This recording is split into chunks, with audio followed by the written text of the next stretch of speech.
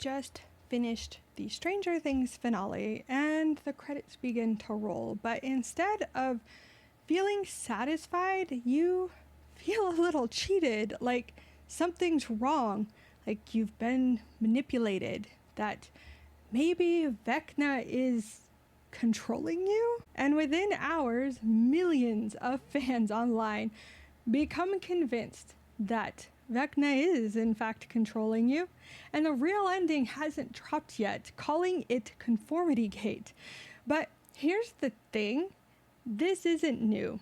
This isn't a video outlining Conformity Gate or making fun of any of the people that believed in Conformity Gate, because this is the exact same betrayal that has happened over and over and over again with Lost, Star Wars sequels, Westworld, and they all have one major thing in common: the mystery box. Today, we're going to dive into the mystery box, the storytelling technique that producer, director, writer, blah, blah, blah, blah, blah, J.J. Abrams popularized and that Hollywood became overly obsessed with. And it's spectacularly failed again and again. We'll break down why Stranger Things is the latest and maybe the biggest victim, and why I think this approach is fundamentally broken. So first off, what is the mystery box? Well, back in 2007, J.J. Abrams gave a TED Talk that would change Hollywood forever, and not in a good way. He brought on stage an actual unopened box of magic tricks that he'd bought as a kid earlier. He said he never opened it, and why? Because, as he said, that unopened box represented infinite possibility, infinite hope, and infinite potential. Very Schrodinger's cat, if you will. Abrams argued that the mystery is the catalyst for imagination. Not entirely wrong. Abrams argued that mystery is the catalyst for imagination, that the questions, the unknown, are ultimately more powerful than the answers. And part of that isn't wrong, because we want to theorize, we want our imagination to take us places. He asserts that stories should be built more like boxes of mystery, each one hooking your audience and keeping them coming back for more. And on paper, it sounds brilliant. Create compelling questions, build intrigue, keep audiences engaged by making them need to know what happens next. But here's where it goes wrong. Abrams and all the other writers who adopted this philosophy became so focused on creating the mysteries that they stopped planning how to solve them, or even being able to keep track of each mystery box inside the mystery box inside the mystery box. And in the end, those mystery boxes became more important than the story. And the questions became more important than the answers. And worse, there often were no answers, or at least not satisfying answers, or major plot holes. Sometimes the box was even just empty. So it wasn't even Schrodinger's cat, because the cat was never in there to begin with. They didn't start their writing knowing what was in the box. They just created box after box after box. And this approach turned storytelling into kind of like a long con. You were promised something incredible. As a viewer, you would invest hours, days, years of your life. And when the box finally opens, there's nothing inside. Or worse, there's something that makes no sense and contradicts everything that came before, because the writers get to the end of the show and realize they never put anything in the box. And now they had to. Which brings us to Stranger Things. The finale dropped on December 31st, 2025. On the surface, it should have been a triumph. A beloved show ending on its own terms after 9 years. It somehow survived all of the Netflix cancelings that were happening with all these other shows. It had a huge fan base. It was Netflix's flagship show. But instead of fans feeling like they got an ending that they deserved, feeling fulfilled, a lot of them didn't. Now, if you're someone who liked the ending of Stranger Things, that is perfectly fine. And I'm very glad that you found fulfillment and that you really liked the ending of the show. And I don't want to ruin that for you. You can still like the show and understand the fallacies of the mystery box. But it's proven that a lot of people didn't like the end of the show because it sparked one of the biggest fan conspiracies in television history, Conformity Gate. Here's what happened. The finale, episode 8, gave us what looked like a happy ending. Vecna defeated, the gang moves on with their lives, Hawkins is saved, roll credits, right? But fans immediately started noticing things felt off. The happy ending felt too neat, too convenient. They didn't feel like characters were dealing with obvious trauma. Plot threads from earlier seasons, even earlier within its own season, seemed to be abandoned. And the Easter eggs started piling up. These little breadcrumbs that fans thought were left behind by the Duffer Brothers for you to notice and piece together. The Dungeons and Dragons binders, for example, on a shelf that were organized in a way that seemed to spell X a lie, suggesting that Dimension X, where Vecna was defeated, was actually a lie. Vecna's signature grandfather clock, a motif used throughout the series, was suspiciously absent from key moments where you would expect to hear it. Within hours of the finale, a theory exploded across social media that the finale just couldn't be real. There were too many clues, too many plot holes, it was too neat, that there's no way a show with so many twists and turns throughout it, and season 1 being so solidly written that all of the plot holes in the rest of the seasons, retconning Vecna, that none of that got closed up at the end. Like, fans just couldn't fathom that that was the actual ending. They believed, honestly, that in the world it was all just an illusion created by Vecna. The gang ultimately wasn't free. They were trapped in a false reality, conforming to fake memories while still under his control. And the real finale, a secret episode 9, would drop on January 7th, revealing the truth. Now, I absolutely loved going through all of the different theories for the few days that it was up there. I didn't believe in an episode 9, but I loved the little autistic community being able to pull all this stuff together and create ideas that the writers couldn't even create on their own. The theory of Conformity Gate gained so much traction that people bet over $7 million on prediction markets that a 9th episode would release.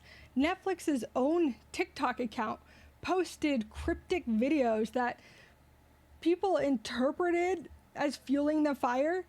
The hype became massive, even to the point that when January 7th came, so many people were logging into Netflix to try and see if the new episode dropped that Netflix crashed. But January 7th came and no episode. Netflix updated their social media bios by saying all episodes of Stranger Things are now playing. So the internet did what the internet did and exploded with disappointment, anger, and betrayal. And rightfully so, because here is what the real issue is. This, what happened with Conformity Gate, is what the mystery box does. It trains audiences to expect that the story they're watching isn't the real story, that there's always another twist, another layer, another box to open. And when creators spend years building mysteries without solid answers, fans are left to fill in the gaps themselves, often coming up with theories that are more interesting and compelling than what the writers actually planned, if they planned anything at all. Stranger Things just became the latest victim of the mystery box storytelling. It's usually because the show spent, in this case, 5 seasons building questions that it couldn't satisfyingly answer, or that the writers were too incompetent to answer, that they didn't plan it from the beginning. They didn't keep track of all their threads. I mean, why is Will connected to the Upside Down? Why was he picked? What was Vecna's full plan? Why did he need 12 kids? Why do certain characters have powers and others don't? Who opened the door at the beginning of season 1? Like, the answers that we were given, if we were even given answers to all our questions, felt rushed, incomplete, non-existent. The fans convinced themselves that there must be more, that the real answers were still coming, not that they never existed. And Stranger Things is in good company because the mystery box has failed spectacularly before. Lost is the poster child for mystery box failure.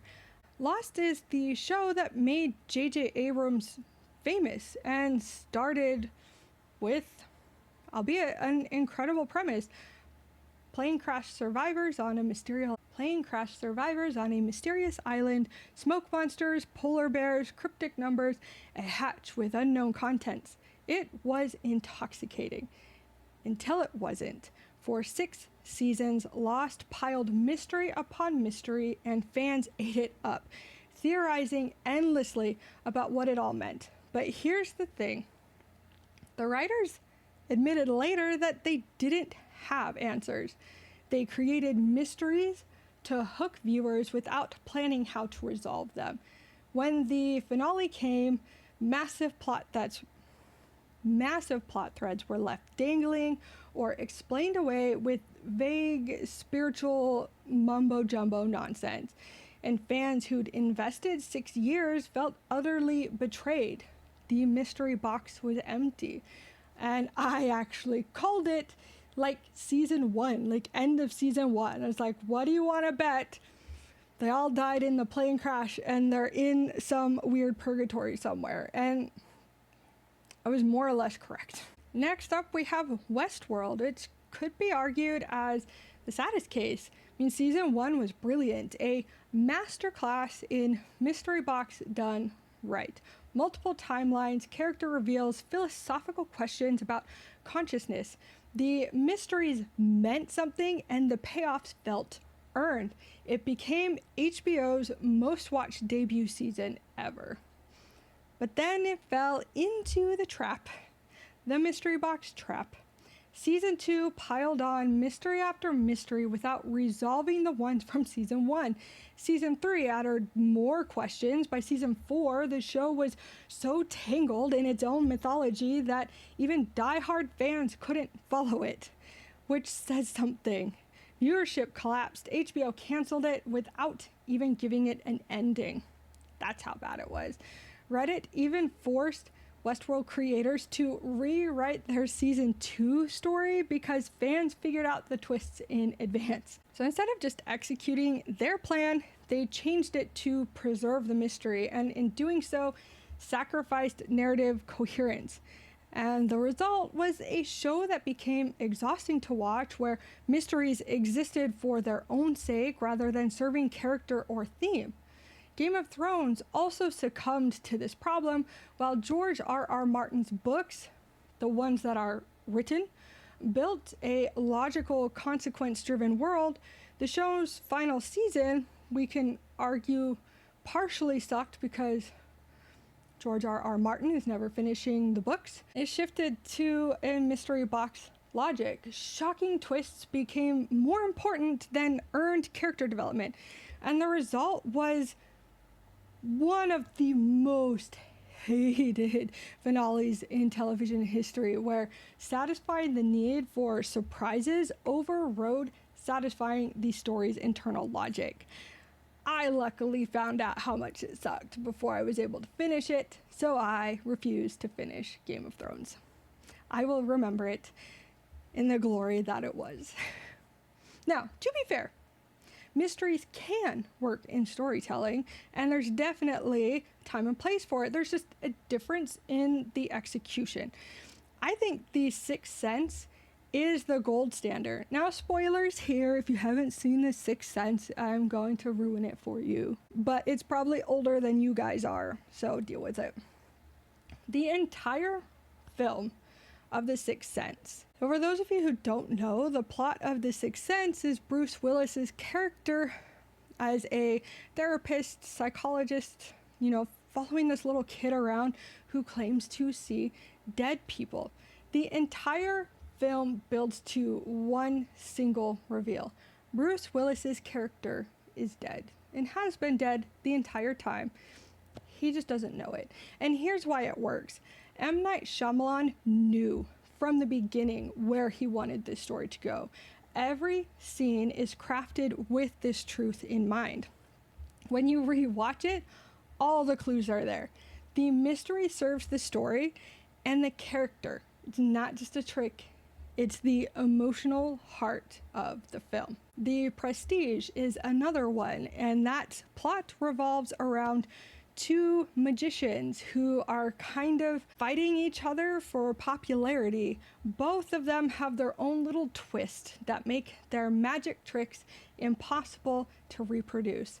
By the end, you find out that one of them has a twin, and the other has used some Tesla magic to clone himself, and his clone dies every time he is going into a box. It's crazy, because I watched that movie, and after I got to the end, I went back and immediately watched it over again, so that I could try and tell, which one was the twin, which one was the clone. It was all intentionally built to lead to that ending. The mystery box works when planned appropriately. And that is one of the big reasons that it fails. No answers are planned. The core problem seems so obvious, right? When you create mysteries without knowing how to solve them, you're writing yourself into a corner. You're making promises you can't keep, and the audiences can feel when answers are being made up on the fly. When reveals contradict earlier setup, when the box opens and there's nothing inside except a desperate retcon, we know we're not stupid. It's a storytelling Ponzi scheme. You keep promising returns, taking investment, but there's no real foundation, and eventually it collapses. Mystery box stories ultimately become so obsessed with questions and twists that character development just takes a back seat. Lost is a perfect example. People watched for the mysteries, not because they deeply cared about the characters' emotional journeys. When the mysteries failed to pay off, there was nothing else holding the story together. Even the characters themselves became part of the mystery box. I remember when Charlie died, the writers came out and said that they needed to shock the audience. And the best way to shock the audience was to kill off one of their favorite characters. And in doing so, he left a message that led to another mystery box. Lazy writing. Now compare this to Breaking Bad or Better Call Saul. Shows with mysteries, yes, but where character drives everything. We don't watch to find out what happens. We watch to find out what happens to the characters we love. We are invested in the characters, in the stories, in the outcomes of these characters. The mystery box also, unfortunately, trains audiences to never trust what they're seeing, to always look for the twist, the reveal, the hidden meaning, and this creates a toxic relationship with storytelling where nothing can be taken at face value. It turns watching into work, into puzzle solving rather than emotional engagement, and eventually audiences burn out to stop investing because they've been burned too many times. Now, I like trying to solve puzzles. I loved season 1 of Stranger Things. I loved The Prestige. I loved The Sixth Sense. But they fulfilled that promise, right? They set up the mystery. They let me work inside my little brain to try and piece things together. And they gave me a satisfying ending. They fulfilled that contract that is made between audience and writer. Great stories ask meaningful questions like, I don't know, what does it mean to be human? How do we deal with grief? What are we willing to sacrifice for those we love? Mystery box stories ask, what's in the hatch? Who is Snoke? Is episode 9 coming? These aren't thematic questions, they're trivia. Trivia doesn't really satisfy the soul, doesn't really make good, impactful, memorable stories. J.J. Abrams himself even used Star Wars as an example of mystery boxes done right in his TED Talk, asking, who is this woman with the droid? Who is Obi-Wan Kenobi? But he misunderstood his own example. Those questions in A New Hope get answered within the film. The mystery serves the immediate story, not a future sequel, or to get forgotten about later. Like, it's an answer for another time. Audiences ultimately weren't left hanging for years. The Stranger Things finale and the Conformity Gate phenomenon should be a wake-up call for Hollywood. When millions of fans are so dissatisfied with an ending that they convince themselves it isn't the ending, that there's a secret episode coming, that's not clever marketing, that's a failure of storytelling. The mystery box promised us magic. It promised that withholding answers would make stories more engaging, more rewatchable, more satisfying, but in practice, it's done the opposite. It's created a generation of shows and films that hook audiences with questions they can't answer, that substitute puzzles for character and story development, and then confuse surprising with good. We're now at a point where fans are conditioned to distrust endings, to expect a rug pull, to never believe what they're seeing is real. The solution isn't to abandon mystery and storytelling, because mystery is powerful, but it has to be in service of something deeper. Character, theme, emotion. The mystery should enhance our connection to the story, not replace it. But unfortunately, I think mediocre writers will use the mystery box as a crutch. The finale of Stranger Things ultimately exposed the Duffer Brothers and their lack of talent and writing skills. J.J. Abrams is becoming more and more of a punchline regarding the mystery box writing. These people appear more like hacks than qualified writers. So to Hollywood, to streaming services, to showrunners starting their next project, please, for the love of storytelling and all that is holy, know what's in your mystery box before you ask us to care about it. Plan your answers, respect your audience's investment, and remember that the most satisfying stories aren't the ones that keep us guessing, they're the ones that make us feel something. If you enjoyed this breakdown, go ahead and hit that like button and subscribe for more conversations about gaming, technology, entertainment, etc. Let me know in the comments what's your take on Conformity Gate and mystery box storytelling. Did you like the Stranger Things finale? Did you not like the Stranger Things finale?